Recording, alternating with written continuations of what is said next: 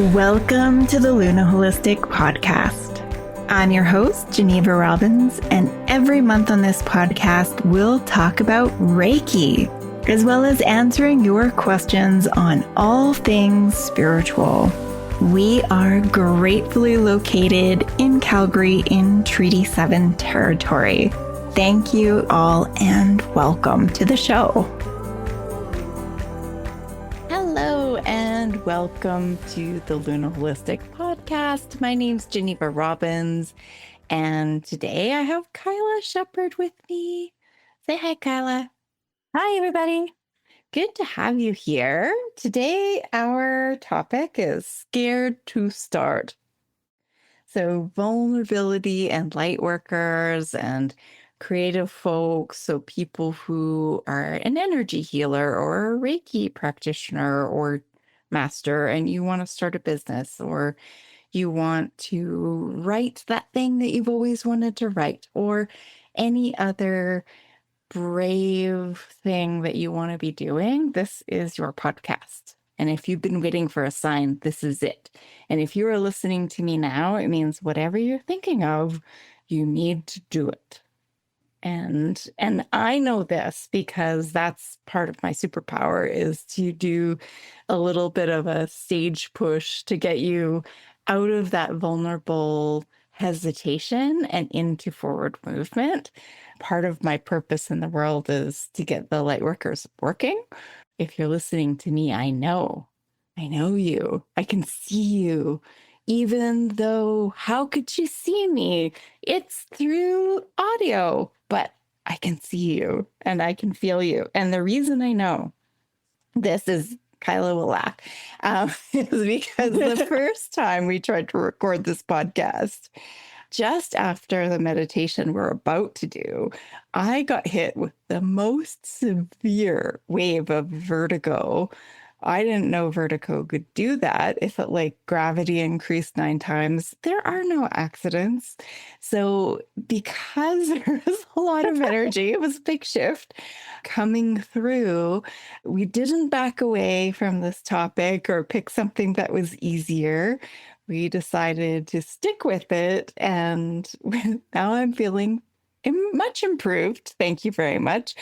But I always take that as a big signal of, like, when there's a big energy or when the vulnerability increases or the energy increases around something, it means that it's even more important to continue going.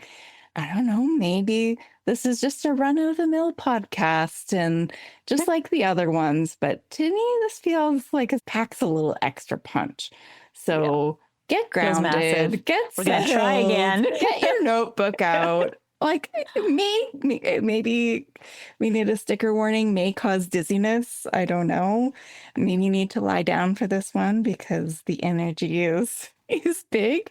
That excites me because it means to me that there's a leveling up that's happening on a very big scale, that many, many people are basically being called to service, like people who are kind, helpful, empathic people are in a space in a greater scale than ever before to start activating their gifts and to start being of service to other people. So using your intuitive gifts or your creative ideas, or if you've got a talent for superpowered empathy and you have happened to take Reiki training at Luna Holistic, but you're like, I haven't started even telling my best friend that I do Reiki and getting a few practice sessions in. Hey, that's okay. We've all been there at one point.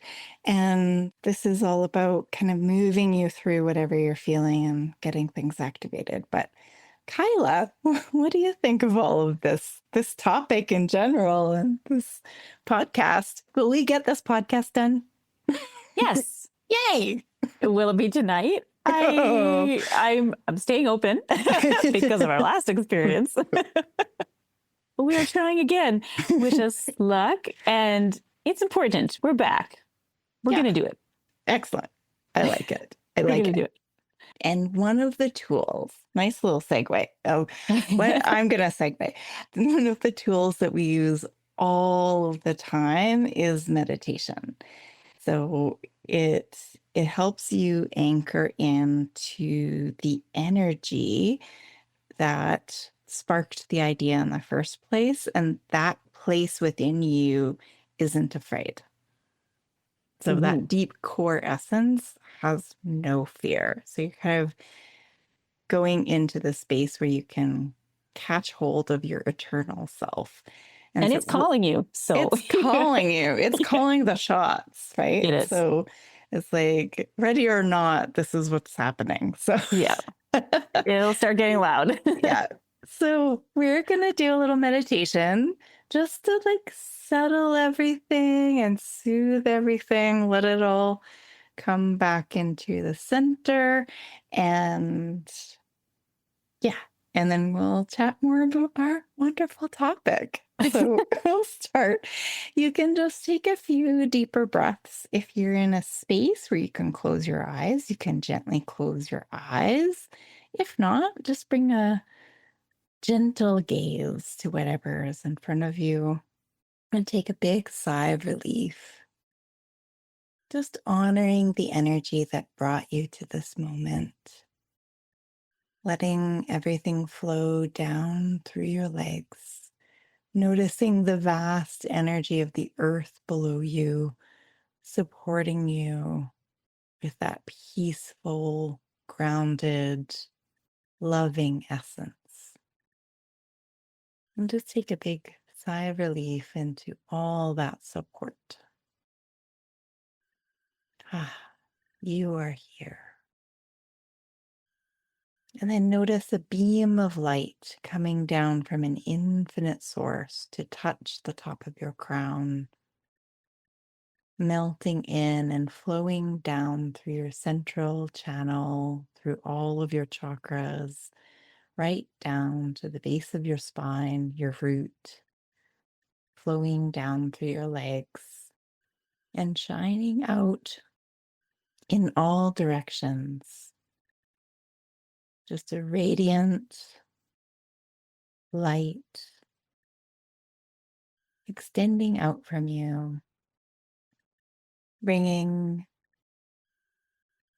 confidence, security, and expansion into the body, into your energy field, and grounded all the way through to the bottoms of your feet. And just take a big sigh of relief. And when you're ready, you can open your eyes. Yay. Thank you. Thank you. How'd that go for you? That was great. Thank you. It's always good to bring the energy down. And with a topic as big as vulnerability, you might not necessarily feel it go all the way down or down as much as you want. But even if it takes the edge off, like it does for me sometimes, then like it makes a difference and it helps. And I can feel my chakras start to expand the way you guided it, which really feels soothing. Yeah, absolutely. Thank you. Absolutely. Thank you. Yeah, that felt really good for me too. This was the point where the energy surged for me last time we recorded. Yes. So I was like, yay, I made it through this epic. We'll try not to be also on edge because of that. Epic topic. I was like, oh, well, it's all downhill from here.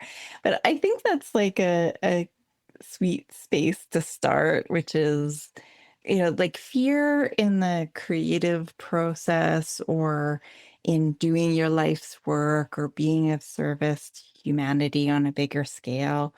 It often comes with fear. When we look at our favorite authors or people who are out there, doing the work, we see the finished product. And it looks like that it's just effortless and a breeze, but it actually takes quite a bit of courage to do things that really matter to you. And the reason that that is the case is because you care so much. If it was just whatever, a job you didn't care about or starting a random business that didn't move you, you'd be like, yeah, I'll try this thing, see if it happens. And if it doesn't, that's fine. I'll do something different. But when it's a calling, when it's big, when you're, say, writing the novel you've always wanted to write for 20 years, like that's huge. There's a lot of energy and you're really committed to it and you really care if it doesn't work. And so because you've got so much love invested in this project, this idea, it builds up. You can feel a lot of that as energy. And sometimes that energy is intimidating because we do that whole like, who, me? Like, I can see that other people could be good at, giving Reiki sessions to other people, or I could see that other people are good at getting their creative vision into the world, but not me. Like, I believe in it and I know that it's good, but who am I to dot, dot, dot, whatever it Uh-huh. is, fill in the blank, that imposter syndrome. Uh-huh. I take the opposite view because when I work with this within myself, or I see this come up, the imposter thing come up with other people, I take this idea that what if the imposter syndrome is actually a symptom of playing too small, not too Oh. big? That it's the ego saying, oh, no, no, don't expand into the unknown. Stay in the known, stay in your lane. Don't shine too bright. Don't be too loud, too. Just don't do any of those things because it's putting you into a space where you don't have any information. You don't know how things are going to go. And when faced with that uncertainty, our ego fills in the blank with fear. Right. Uh-huh. And Yeah. so, and it's like, just go back to what you've always been doing. And so it's that shaky, wobbly energy. And the interesting thing is that you can pull back. You can back away from that vulnerable edge and you can go into a space of more comfort. However, if that comfort starts to feel like stagnation, it is not life-giving. That even though vulnerability is uncomfortable, it's still growth. And that we don't get growth without some discomfort. Yeah. It doesn't have to be excruciating, and you don't want to lean too far over your skis, right? Like you don't want to lean too far into the vulnerable that you could actually get seriously hurt or lose your house or whatever, right? Like Yes. you want to stay in an area, a zone where you can have maximum benefit and maximum progress. And it depends on the person. Some people really need to lean far into that vulnerable energy in order to feel like they're moving forward. And if they back off from it, they start feeling stagnant and stuck really quickly. Other people just need a little bit of a lean. Like you don't need to, and I think in any case, most people, most of the time, benefit from just a small little incremental step forward rather than just cannonballing into the new thing. So, building things gradually, gently, giving yourself time, however long you think it's going to take, like double it. Give yourself that long, maybe double that, give yourself extra time. And then it's like you can get into the space where there's less pressure, and then it can be more play and fun and curiosity. If it's a calling of your soul, it won't leave you alone anyway. So you can try to back away from it, but it'll just pull you right back in because it doesn't feel good to not be living in alignment with your soul. It feels horrible, actually. Mhm. It's a Um, different discomfort. So it's there worse there in can my be this experience. huge discomfort of being so vulnerable. But if that's starting to come up and it's starting to call you, you will gradually become more and more uncomfortable, like staying small and staying where you are. Mhm. So then you have both Yeah. So then you might as well start heading towards the new thing that won't Yeah. leave you alone. Yeah. I always think it's like, well, we may need phases of rest and comfort. If we stay there too long, it starts to close in rather Mhm. than it stops feeling like nurturing and it starts feeling like constriction. So if you've been really scared for a long time and you're in freeze, it's like if you're in the fight or flight part of your brain and it's really scary and nothing's moved for years or decades on the thing that you really know you really, really want to do in your lifetime, the approach freeze the way you would a giant block of ice is like you're just going to melt. Like you could try to take a jackhammer to it, but there's a tender little you inside That's right. there. so Be gentle. so how about you just put yourself in a warm spot? You don't have to like chuck everything right into the fire right away, but why don't you just like scooch up to a campfire, right? Think of like some tiny little morsel of forward movement. And sometimes we can feel it in our body in a way that will bypass even the scared ego in the mind, where it's like just asking, like, what feels like forward? And what's one like 5-minute action that could feel like forward? And then take that little 5-minute action and then run back into comfort. I built most of the Luna Holistic website and did most of the big, especially early on, starting the center and everything. I would write a post in my coziest hoodie, zipped right up, hood up, Cozy writing as like possible. like crouched, you know, and then I would press publish, snap my laptop down, and pretty much run away. I would run away from my laptop and I would like comfort my nervous system as though I Yes. had just like touched the foot of a bear or something. Like it was like, oh my gosh, what am I doing? What am I doing this? And then when you get comforted again, then what happens is like, oh, I did a thing and nothing bad happened. So the only way we can rewire that fear sometimes is you tiptoe towards what you know isn't danger, but just feels scary. You Mhm. take a tiny little step forward, you set a timer and you just start, and then the timer dings and then you back away. And then you say, did anything bad happen? No. Am I physically safe? Yes. Okay, cool. Let's try it again. And then you Mhm. tiptoe forward and then you back away. And for years I did that. And I also got a whole pile of Reiki. So Reiki has been phenomenal. I don't know how people run businesses without Reiki I don't know either. because Reiki. it is a way to tap you into the frequency of why are you doing all of this in the first place? If this is so uncomfortable, why am I here? Right? I've asked myself that many a time. It's like, it would be more comfortable. Well, almost anything would be more Yes. comfortable.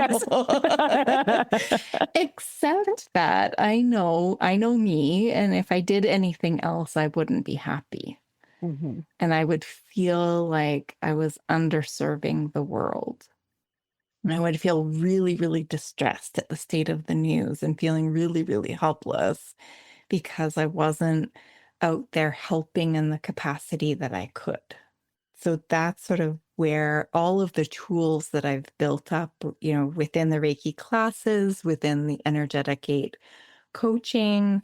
There's also an Energetic 8 business course, which is under construction, but I'll be adding more content soon. And basically using the tools and skills that I use for myself to be here talking to you now, to have, staff and a center and kind of live in the dream, which is awesome.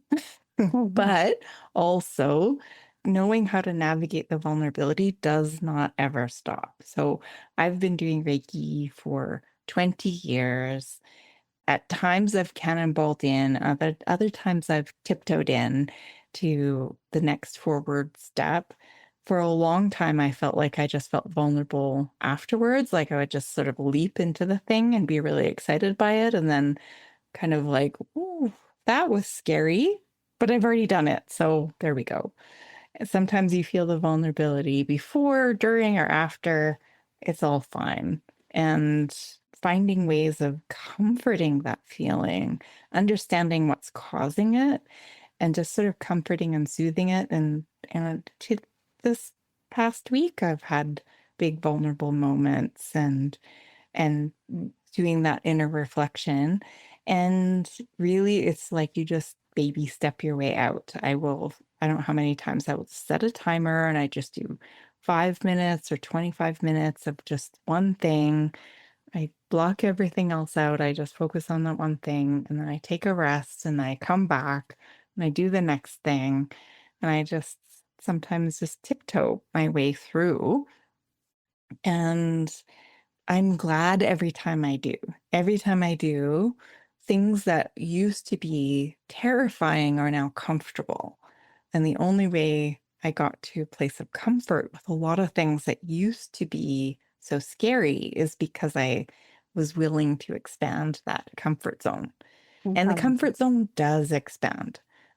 For me, I felt like my comfort zone took years to get expand.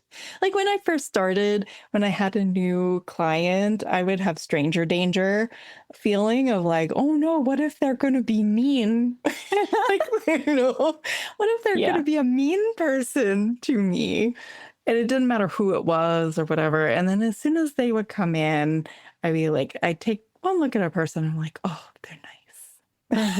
Like, and they're all nice. They're all Yeah. nice people. Like, I've That's never right. had a problem, but I've It's just just that always uncertainty and the lack of like, experience. oh, yeah, just like that tender little vulnerable part of me Yeah. that is like, I know I like me, and I know that like my friends like me, but maybe this stranger is gonna judge me Uh-huh. and say something mean, and that's just like, being bullied in high school. So junior high was not kind. But yeah, so it's like there's still that little part of me that I just need to nurture and comfort. And as I keep doing my work, it's like that part of me has also become more and more courageous to try new things and to trust me, to trust my core self. And then also, like, as I was saying with the meditation, is like there's also another part. So there's the scared part, but then there's also like the soul part, which is like has no fear. So when I can tap into that energy, which is where I go to when I do Reiki, when I do meditation, I'm in that center self. And when I'm in access to that part of me, I find like it's not even fearlessness. It's just like it's a knowing that I'm doing the right thing no matter what. No matter what happens, this is the right thing. This is the next step.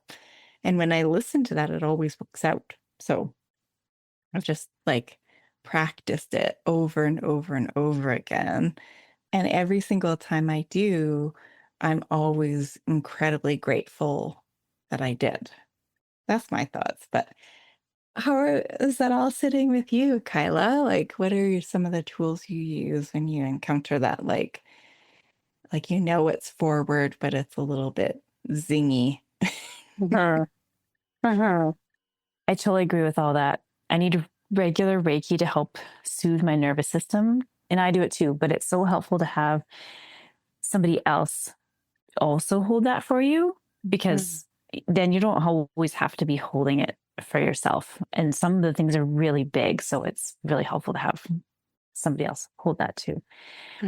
I find the same first developing this awareness that it's vulnerable feelings because at first it's just this tremendous discomfort and you don't necessarily know what it is. Yes, for me, want to run away, run away, run away. So the awareness helps because then I can see what it is. And I start to become more aware of how how it feels, like what's showing up for me, when it might show up for me. And when I get awareness of that, then I can start building awareness of what I need when I'm feeling like that, as well as potentially what I might do to avoid it initially. You got to start somewhere with this too, with your scales. Like, first, you might have to just watch for a while at how many times you run away and avoid and procrastinate. And that's okay, because then you are starting to see, oh, this is vulnerability. And maybe you've been shaming yourself about it being something else entirely, and it's not that, it's vulnerability, and you're just experiencing that. So then you can start to think, how can I comfort myself? If I'm doing something and I start to feel like that, one of the things I do is very much like you too. I do little chunks, and then I go and do something soothing to calm that down, step out of that moment, and then say, well, I'm not doing anything with it right now. It may or may not be published yet, but I'm not doing anything right now. Right now, I'm just soothing and comforting, and then I can come back to it and then just keep working at it like that. As well as coming back to Reiki, I'm also working on a project that feels like it's getting bigger all the time. So I'm excited about it, and the excited energy has been carrying me through. And right around this time, we haven't planned on doing this topic, by the way. It just called to us. And I had a Reiki session only a week or two ago, and a big part of it was actually about this, because I still have a little ways to go with the project, but it's getting to a place where I feel like I can start to see the finish line, as well as what else might come of it. And so that vulnerable part, which wasn't there before in the excitement, is starting to come up. So I went for a Reiki session to bring the intensity down. And then meditation, doing soothing things you're nurturing, like going for a walk or spending time with your family for a while, brings it down. And then you can go do a little bit more work on it and see where it goes. I, for the most part, not with this project, clearly, but a lot of times I also feel the vulnerability after. And there's definitely something to that with the, oh, it's over, it's done, I already did it. That's good, because then you're congratulating yourself. Usually it comes up for me after the fact, in this huge feeling of overwhelm and potentially spiraling thoughts of like, oh, but what I said or how things went, and it was all great at the time, but suddenly my mind's feeling like it was not great at all. The vulnerability is coming up after.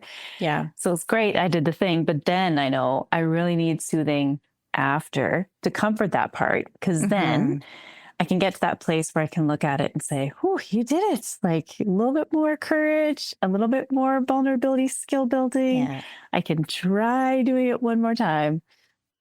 So I think it helps. Hopefully it helps to know. It doesn't also scare you off, but it's okay if it does. The vulnerability doesn't go away. If you keep doing this and keep expanding, you're going to keep feeling that. But it feels like a comfort to me when I remind myself I'm building a skill and it's growing, and my skill's getting bigger all the time. And then, as you said, your comfort grows as well as you do it a little bit. And for me, the confidence, like, so when I can try to remind myself after I've soothed my system that I've got a little bit more skill building and a little bit more experience with that now, then the confidence grows too. And that also, of course, makes it easier to keep going, do it again. 100%. And once you've soothed yourself, you can also then come back to the excitement and, oh, that was really great. And we had this great connection, or I got the thing out and I did it. Absolutely. Absolutely. And then it becomes a cycle of forward movement. And a big key piece of it is that it's so important not to shame the running away from it. Because then not only do you have to deal with the vulnerability of doing something new, but then you have to climb shame mountain to get to your task, which is very hard and very sticky and awful. And it's also okay if you've been shaming yourself about procrastinating or delaying on things.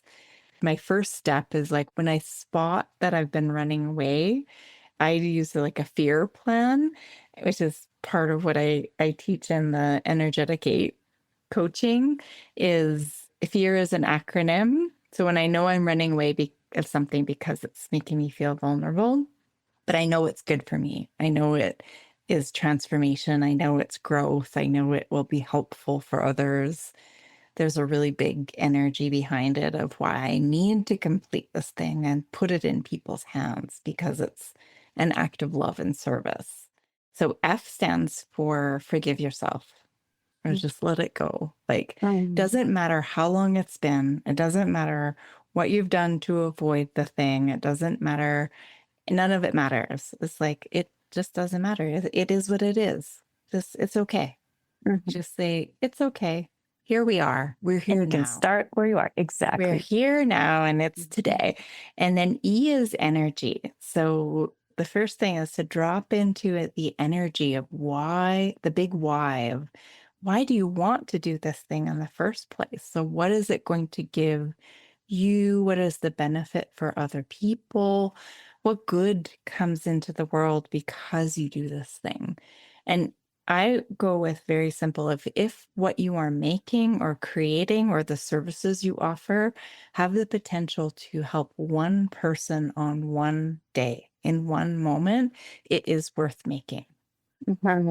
And if it has the potential to help one person in one day, in one moment, then you must make it because we don't know the ripple effects or the consequences of helping anybody at any time. That is not for us to know. But if you're getting an impulse or an energy to make a thing or do a thing or share a thing, then likely this is the universe putting you in someone else's path so that you can uplift them. So tapping into the energy, and I create like a list of things that put me back into that energetic state, put me in alignment with my soul's purpose. So meditation, Reiki, getting outside in nature, just taking a break, exercise is good, just whatever it is that helps you hit the reset button and put you into a really good energy state. And then A is action, is very small, little snippet, 5 minutes. You do something that moves you forward on that thing. 5 minutes is really short. Sometimes we get vulnerability because we think I have to write the whole novel. It's like, no, you don't. You need to write your name at the top of the page. You need to write the date in the corner. And then you need to press start on a timer and free write for 5 minutes, or research something. It's enough time to get you moving and get out of that like stuck part, but it's also not so long that even the scaredy cat inside of you can't tolerate 5 minutes. And then R, see, A is action, R is reflect. So then the timer dings and then you notice how you feel. So a couple of things can happen. So one is if you're moving forward, even if it's scary, you feel relief. Yes. Especially if something you've procrastinated or delayed or run away from for a long time, the action is actually opening. And once you get past that first initial nerves, sometimes the timer dings and you're like, I don't want to stop. Now that I'm in it, like ideas are flowing and I want to keep on going. But it is good to sort of stop and reflect. Give yourself that moment of like, how are you feeling in your body? Are you feeling open? Are you feeling excitement? Are you feeling aligned? Does it still feel peaceful? So that will give you information. The other thing that can happen is you feel clenching and tight and confused. And so then the reflection is like either you're maybe working on the wrong part of the project right now. Maybe you need information from other people. Maybe you need help or support. Or maybe it's not your piece to work on right now. Maybe somebody else needs to be working on that bit. So if you keep bumping into like resistance over and over again, it's a good time to think, do I need to call in help? Do I need to delegate? Maybe this is not actually resistance. Maybe this isn't vulnerability or resistance at all. Maybe it's like I'm not going quite in the right direction. And my spirit, my soul is saying, don't go that way, go this way. Work on this other piece. Sometimes it's a little bit of like testing things out and trying different things in little snippets to just sort of wayfind. So that's my fear plan. And then wash, rinse, repeat. You do it again because now that you've taken action, you might feel vulnerability come up and you might be like, well, that was great yesterday, but I'm not doing that again. Except a big part of me needs to do this again. And so then you just keep on moving forward. You keep taking those little tiny baby steps. And then what happens is that you start generating a rhythm or an energy. And quite honestly, for me, I do my best work when I forget myself. So if I'm thinking about me when I'm making something for someone else, then like me as in my little ego, if my ego's involved, everything clenches and I can get really afraid. But when I think of like being of service to another person, then it becomes so easy because I love being helpful. And so when I do that little reframe, it opens up a flow. And I even have a vulnerability script. So when I'm feeling really vulnerable, I give my husband a little thing. And I'm like, just hug me and read this to me. And it's basically like, it's okay to feel vulnerable when you're doing something new. That's normal as part of a process. It only means that what you're doing is really important.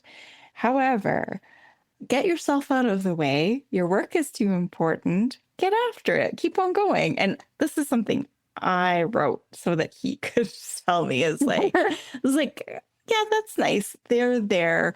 Get over yourself. Your work is too important to hide in the shadows.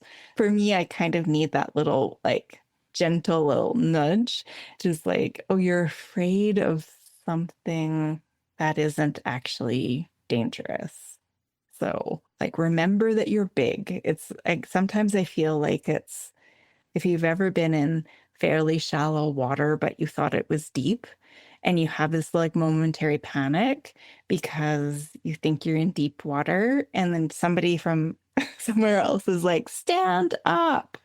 And it's like to your shins, you're like, oh, I actually was capable. And so it's sometimes having somebody cheer you on and just say, oh, you can totally do this. Like, get after it. You got this. I believe in you. Like, you've done so many things before. You can do this again. You've encountered scary things before. Just keep on going. No big deal. It depends on your nervous system of what level of like comfort and nudge. It's a little bit of, you need a little bit of both.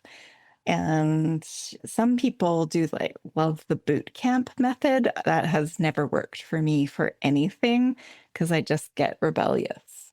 So if I don't give myself any comforting, then it creates more tension and fear and anxiety and builds up the energy instead of diffusing the energy. So if I can kind of laugh and sort of like take myself a little bit lighter, it's like, okay, I'm not the center of the universe. This thing isn't going to like upend everything. Like it just needs to get done. It just needs to get made because reasons. We don't know why it needs to get made. And then I can kind of come back to this like joyful flow and creativity and fun and curiosity and play. And I get out of the result and I get into the making. Because when I'm making and in the production and just honing my craft, I find then like all of the fear just fades away. So then I'm not worried about how other people are going to receive what I'm making and sharing. I'm just in the flow of like, can I just make it to the best of my ability? And I'm just going to approach it the way a sculptor sculpts marble, right? I'm going to like get the big pieces done first and then go back and hone and see if it matches my vision, and then I'll come back and massage it, and then you keep going until you have a feeling, that feels done, or it feels as good as I can get it. And any more fussing about it, so sometimes we feel vulnerability not in the making process or the starting process, but in the letting go stages of like, now that it's made, how will people receive it? Will I be persecuted for all time? Maybe, but we've come a long way with like not persecuting people in public as much. The worst that could happen is that people could call you mean names. Unlikely that you'll be nailed to a cross. Yeah. So unlikely.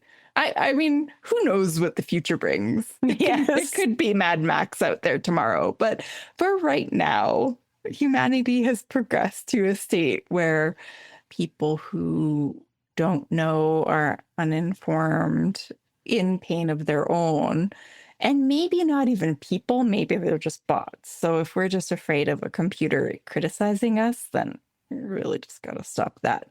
Because if what you're making and creating and the services you're sharing can help one other person, then you must make it. Even if everybody else is like, man, that's pretty out there. Doesn't matter. This is why we came to this planet, is to make what we wanted to make, to have the experiences that we set out to have, to help people in the way we know we can help. And if we don't do those things, we don't feel good. And that soul pain is worse than, for me, is so excruciating. I would rather have vulnerability every single day of the rest of my life than to be in a place where I feel like my soul is suffocating if I don't do this kind of work. So, and then it's the other way where, like, if I feel vulnerable, then I know I'm in the good stuff. So when I had that big reaction to the podcast the first time we did it, I was like, we're definitely doing this. I don't know what it is, but there's something big here, and I'm not backing away from that. Sometimes people will take disruption and delay, and that vulnerable part will be like, see, it was a sign. I'm not meant for that. I'm just going to give up. And then they don't continue on with it. And the number of delays and obstacles and things, there's a needed persistence to get important work into the world. It doesn't happen smoothly, but don't let that it isn't smooth sailing hold you back. It just means that you just, like, if you hit some rocks and mud puddles, you just got to gear down and be more gentle and do things on a smaller micro scale and be willing to be rerouted. Through, around, over, and maybe this thing isn't an obstacle at all. Maybe it's a gift. Maybe it's giving you an opportunity in some other area of life that is going to ultimately make the work better. So that's my thing. How does that all sit with you, Kyla, in the last little bit before we wrap up? It's good.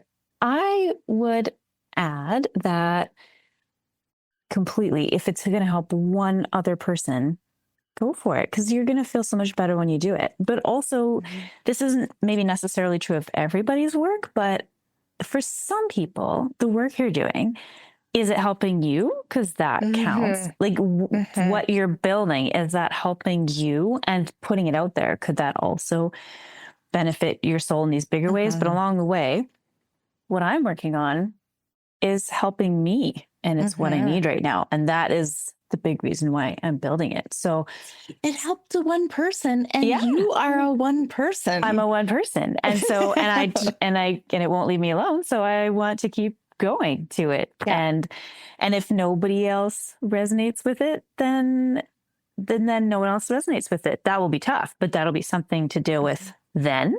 And for now, what I try to come back to is, this is what I need. This is so sometimes it can be helpful to get out of like that ego and not think about yourself at all. I agree. And sometimes it maybe is about what is something that would help me navigate what is happening right now.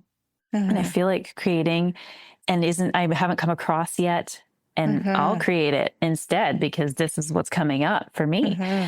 Then you can kind of come at it from that angle. Yeah. And then the other aspect for me is, I think for quite a few people coming at it, being able to step back from the vulnerability and comfort yourself and then come at it with humor is really good. And I maybe occasionally can kind of get there. But the other thing that I would say, being me, is that with the vulnerability and my ego, I almost always cannot go at it, even once I've soothed myself. But maybe obviously before that too, I can't come at it really from a humor perspective. Like my ego is so, maybe it's because there's a lot of wounding there, or I'm just hyper sensitive. If I have to be very careful about how I approach it with humor, because my little ego feels very hurt by that, and then feels very sad and is just, and then it's worse in that way. And then the vulnerability is even more intense because it can feel like my little ego is being laughed at for feeling vulnerable or afraid or trying to keep me from doing this thing. And so I often visualize it as an inner child, because that helps too, because then you can really bring compassion there. Yeah. But I often can't, honestly, sometimes even hearing it, people talking about their perspectives with their egos in that way, I'm like, nope, that is not an approach that works for me. So I gotta come back to extreme gentleness and practice that skill, and even more soothing of like, oh, this feels terrifying. This does feel like the end of the world for you, and just soothe through. And then we're kind of almost maybe approaching it more like together, kind of, if that kind of makes sense. It's got to be at a bit of a different angle, but there's so much sensitivity there. I can feel that I can make it worse, like depending on how I approach it. And so if that doesn't necessarily work, or the humor doesn't necessarily work, try to keep tweaking, because maybe it's still activating a sensitivity in you that there's some other soothing that you need that will really work for you, that your ego needs a little bit more of to feel a little bit better. And another tool, which I feel we maybe sometimes forget to mention, and when things are so heavy in our personal lives and in the world beyond, I can definitely forget. Everything can feel so serious, but play. Yes, I was going to say that. Yeah, somehow trying to get yourself into a play mindset, or play with your kids, or do something you really love to play. That can really help, because it gets you into more of that.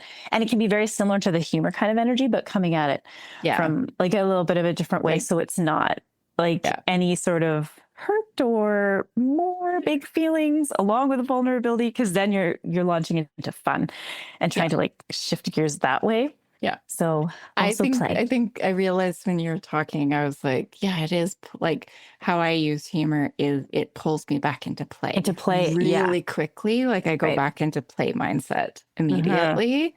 And so that's why but it was like I wrote the script, and it's like the script that you would write for your person to tell you would be different, because what you would need would be much softer and a lot more soothing.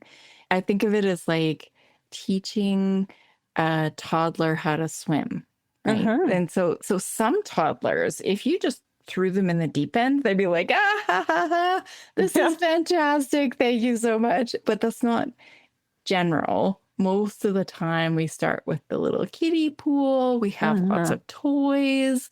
We let them cling to us, even though they're totally safe and we're right there. And we just sort of with encounter after encounter, like depending on your nervous system, depending on what's happened before, you might need more or less of that like comforting and soothing, or the like, hey, go for it, kiddo. I Mm-hmm. know I have a mode where I can get into where it's just like, let's see what we can make. And it's like Mm-hmm. the little like in wild inventor Yeah. genius part of me, which is like mad scientist. Let's go see what we can do. Get out the And glitter. get out glitter, get out all the pens. I need all the pens. If we can get into that mode, then like it can create an energy, and then we start flowing with it, and then more stuff gets done and more Mm-hmm. stuff gets shared. And if we can make it, for me, it's like if I can make it less of a big deal, right? Like Mm-hmm. my ego makes it a big deal. Mm-hmm. Every step is the biggest deal. It's going to be so hard. And if I can do it the opposite, which is like, oh no, it's fun, it's easy, it's fun. We do this for play, Mm-hmm. right? Like Mm-hmm. everything you're doing is play right now. Yes. Like Yeah. all of the things you can figure out a way to play your way through. And so when I can switch into that mode, then things start moving forward. And when I'm moving forward, I feel really good. And after a while, I don't feel vulnerable at all. I just feel like I'm just doing it. It just Mm-hmm. becomes part of the rhythm of my life, but it didn't start out that way. So no matter where you are, if you're doing something that matters to you, vulnerability will come up from time to time. You're not doing anything wrong. And vulnerability isn't wrong. Vulnerability is a gift because then you know where the juice is. It's Yeah. juicy and it's really, really good. And if you lean into it in a gentle and curious, playful way, then you end up making things that you end up can be really proud of and might help a lot of people or might help you. And Mm-hmm. that means it's worth doing. And it brings us more connection, more joy, more inspiration. It makes our lives more interesting. And even if nothing happens from it, even if it doesn't do anything other than give you the satisfaction of making the thing, that is worth it.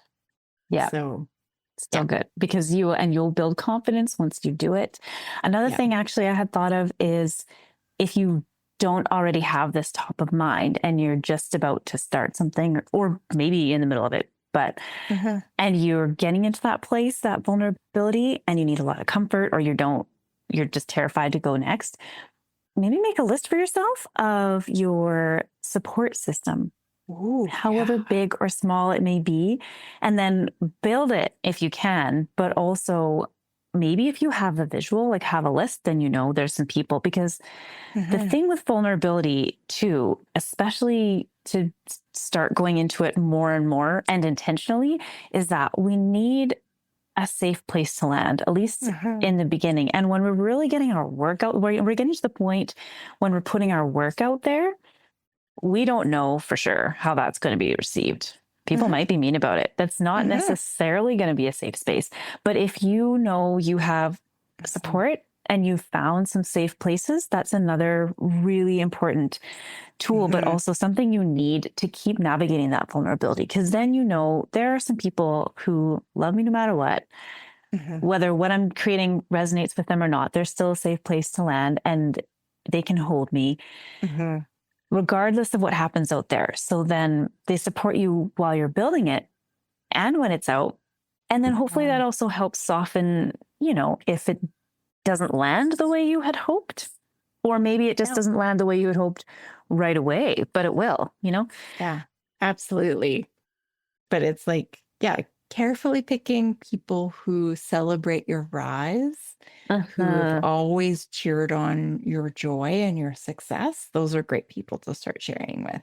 People who like poo poo or they get competitive with you, maybe give them a skip. Yeah. Or You're, backhanded compliments or some of yeah, you yeah. start to be aware of the responses you're getting from the people so that you can really nail down who are my safe people. Yes.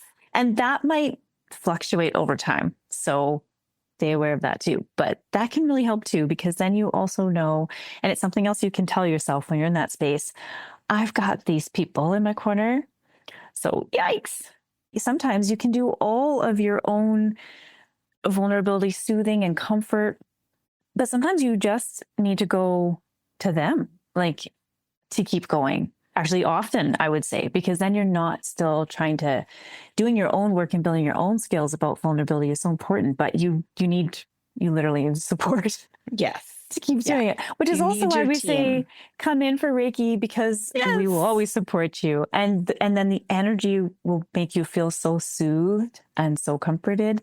And then you'll have that's an aspect of support if that calls to you. And if you want a little bit of an accountability thing, go see me, because like, if you tell me your dream, I will support you in making it reality. And even if you tell her that you're percolating on this little thing, I'm like, go do it. Oh, yeah. Tell me more. Kyla understands. She's been the recipient of this many times. That's right. It's like, oh, that sounds great. Start. Yeah. What's going on with that thing? But I'm also like gentle, and I just share the tools that I use to create things like this podcast. So, but then also, you're coming in to see people who are like, we're right in there with you. So like, we can relate to that too. We are in the arena of our own making. Yeah, we are. We built the arena that we put ourselves in. We did. We're not sure why we're here, but we're here. So good resources. Daring Greatly by Brené Brown. Any of her work on vulnerability is fantastic. Also, anything by Seth Godin. He's absolutely fantastic if you are working on a creative project to just get out there and start sharing. And many, many others. We'll put a list of our top reads in our show notes. But thank you all for joining us today. Thank you so much, Kyla, for our take 2 of this. I'm so proud of us. Neither one of us collapsed with like severe vertigo with this conversation a second time. Yes. And I'm very, very grateful to you and everyone listening. Until next time, well, bye-bye. Bye-bye. Thank you for joining us on the Luna Holistic Podcast. We're so grateful that you are here. If you've got a question, we'd love to hear from you. Go to lunaholistic.com/podcast and we'll answer you in an upcoming episode. Be sure to subscribe to our show on Apple Podcasts or Spotify. And also please rate, because you never know where your little 5 stars will go to shine light into somebody's heart today. So thank you very much, and we'll see you next time.